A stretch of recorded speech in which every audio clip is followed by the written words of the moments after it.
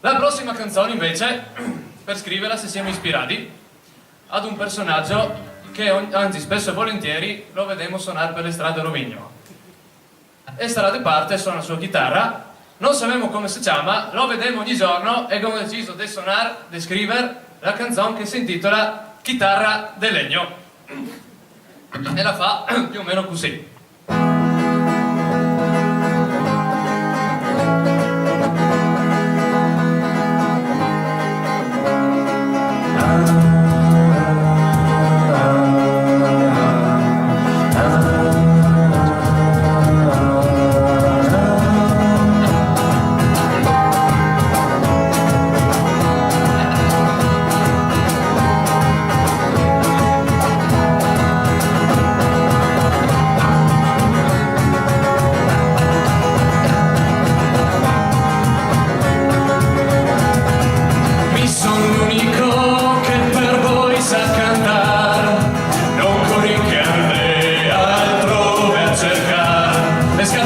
Dei passanti in costume da bagno, lei nascondi il vino.